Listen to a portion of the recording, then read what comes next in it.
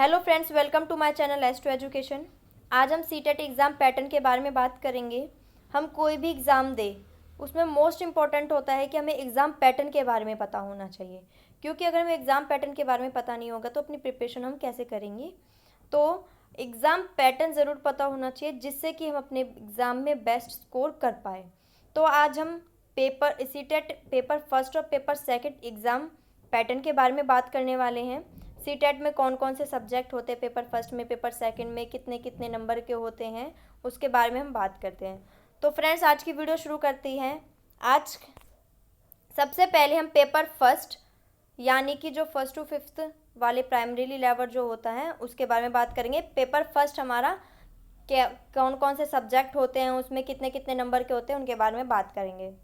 तो सबसे पहले पेपर फर्स्ट में टोटल 5 ही सब्जेक्ट होते हैं, जिसमें से हमारा पहला सब्जेक्ट है बाल विकास एवं शिक्षण, यानी कि चाइल्ड डेवलपमेंट एंड पेडागोजी।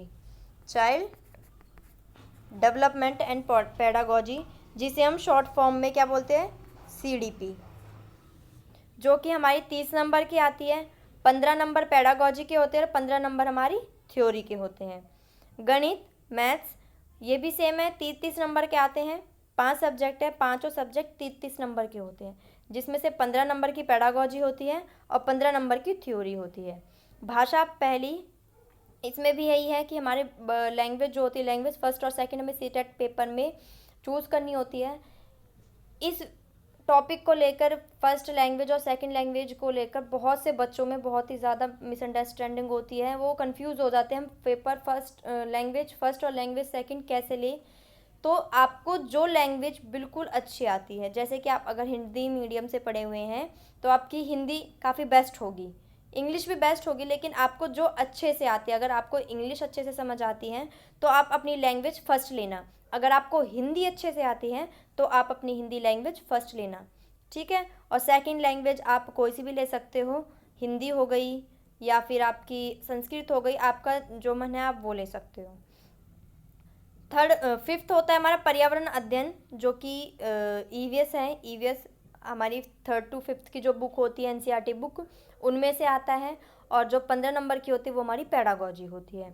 ऐसे 15 नंबर की पेडागोजी होती है और 15 नंबर के हमारी थ्योरी होती है। भाषा दोनों लैंग्वेज में क्या होते हैं, 15-15 नंबर की हमारे पास छोटे छोटे पैराग्राफ होते हैं, जिसमें से हमें क्वेश्चन ढूंढने पड़ते हैं, जिसमें हमारी ग्रामर आती है, हिंदी और इंग्लिश ग्रामर आती है 15-15 नंबर की। और 15 नंबर किसके होते हैं, हमारी पेडागोजी के। तो टोटल जो होते हैं 150 नंबर का पेपर होता है, और हमें जो समय मिलता है वो भी हमें 150 मिनट्स का मिलता है, यानी कि हमें एक क्वेश्चन करने के लिए 1 मिनट मिलता है। टोटल मिनट कितने हैं हमारे पास, 150 मिनट, ठीक है। तो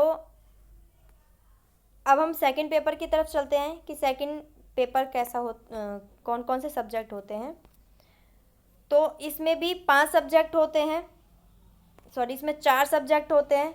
बाल विकास तो होता ही है, सीडीपी जिसे हम कहते हैं, चाइल्ड डेवलपमेंट एंड पेडागोजी, बाल विकास एवं शिक्षण शास्त्र। लैंग्वेज फर्स्ट, लैंग्वेज सेकंड और हमारी फोर्थ होती है।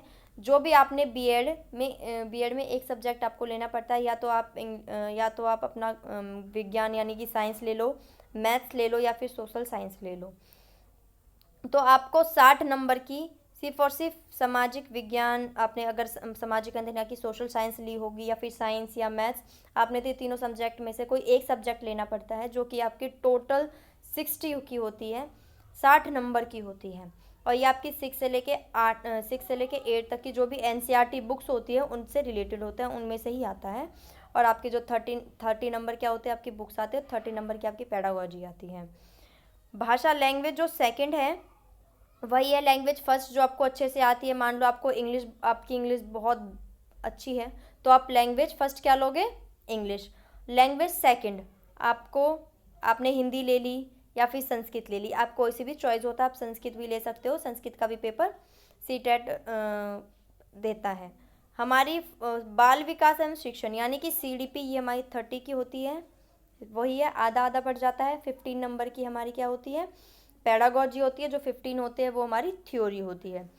भाषा लैंग्वेज फर्स्ट और जो लैंग्वेज सेकंड होती है वो आपको, अगर आपकी लैंग्वेज फर्स्ट आपने हिंदी मान ली तो 15 क्या हो गए, 15 नंबर आपके पैराग्राफ आएंगे। पैराग्राफ में से आपको क्वेश्चंस चूज़ करके लिखने पड़ेंगे, जिसमें से आपका हिंदी ग्रामर और इंग्लिश ग्रामर आती है। हिंदी ग्रामर और इंग्लिश ग्रामर होती है। ग्रामर से रिलेटेड क्वेश्चंस होते हैं, जैसे संज्ञा, सर्वनाम। इंग्लिश में नाउन हो गया, प्रोनाउन, एडजेक्टिव, वर्ब। हिंदी में संज्ञा, सर्वनाम, विशेषण, इन सब से रिलेटेड क्वेश्चंस आते हैं। फिर हमारा वही है, हमें कोई एक सब्जेक्ट चूज़ करना पड़ता है, या तो हम साइंस ले, या फिर मैथ ले, या फिर हमारा सामाजिक अध्ययन यानी कि सोशल साइंस, साइंस या फिर मैथ्स में से कोई हमें एक सब्जेक्ट चूज़ करना पड़ता है जो हमारा सबसे बेस्ट हो, जिसे जो हमने पढ़ा हो बीएड में एक सब्जेक्ट का।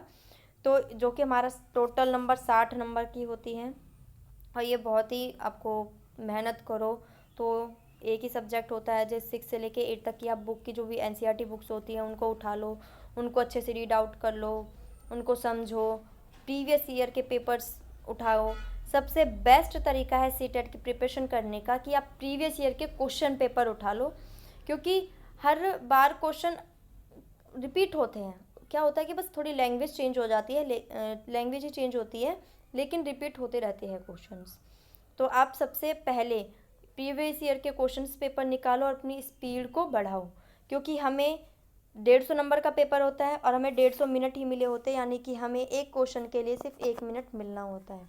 कोई कभी कभी ऐसा होता है कि एक क्वेश्चन 1 मिनट में नहीं होता है, कोई कोई क्वेश्चन बहुत जल्दी भी हो जाता है। इसलिए अपनी प्रिपरेशन बेस्ट रखो, जिससे कि आप अच्छे से अच्छा स्कोर कर पाओ। आपके पास अभी काफ़ी टाइम है, क्योंकि जिस हिसाब से भारत की अवस्था देखी जाए, कोरोना के केसेस इतने बढ़ रहे हैं कि लगता नहीं है कि जुलाई में पेपर होगा, क्योंकि हर कोई क्योंकि एग्ज़ाम के फॉर्म निकलने शुरू हो जाते हैं, इस टाइम पे नहीं निकले हैं। तो अभी तक यही बोला गया है कि जुलाई में एग्ज़ाम नहीं होंगे, आपका नवंबर या दिसंबर में एग्ज़ाम हो सकते हैं। तो अपनी प्रिपरेशन अच्छे से करो, आपके पास काफ़ी टाइम है, अच्छे से प्रिपरेशन करो। हर एक सब्जेक्ट को आराम से डिटेल वाइज पढ़ो। लैंग्वेज फर्स्ट आपकी हिंदी ग्रामर और इंग्लिश ग्रामर तो सेम ही होती है। आपको संज्ञा, सर्वनाम आप बचपन से पढ़ते आ रहे हो, तो आपको इतनी प्रॉब्लम नहीं होगी। पेडागॉजी जो होती है वो भी बहुत ईजी होती है। आपको पेडागॉजी इस हिसाब से पढ़नी चाहिए। आप ये सोचो कि आपके सामने जब बच्चा आपको एक जो भी क्वेश्चन आता है, आपको उसको इमेजिन करो। जब सोचो कि आपके पास अगर ये है, आपके पास बहुत सारे बच्चे दे दिए, जिसमें से एक क्लास में, मान लो आप एक क्लास में हो, उसमें से एक बच्चा जिसको बहुत कम सुनाई देता है, तो उसमें ऑप्शन दे दिए, क्या को आप ऐसे ही छोड़ दोगे उस बच्चों पर और उसको आगे बैठाओगे, उसको चीज़ों को दिखाकर समझाओगे, या फिर उससे बात ही नहीं करोगे? तो अब क्या करोगे?